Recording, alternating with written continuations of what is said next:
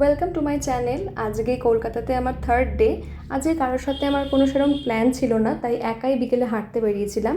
তাই ভাবলাম একটা ছোট ব্লগ করে নিই। তো বেশ সুন্দর হাওয়া দিচ্ছিল, পুরো ভাইবটা অনেক ভালো লাগছিল। দেন আমি খেয়ে নিই ফুচকা। কলকাতায় এসে ফুচকা খাবো না, এটা কি করে হয়। তারপর একটা ভেজ স্যান্ডউইচ প্যাক করে নিয়ে চলে গেলাম পিজিতে। স্যান্ডউইচটা বেশ লোডেড ছিল। রাতে ডিনারে ছিল পুরি আর কাবলি ছোলার ঘুগনি। ডিনারটা কমপ্লিট করে তাড়াতাড়ি ঘুমিয়ে পড়েছিলাম, কারণ নেক্সট ডে আমার ট্রেন ছিল দুপুরে।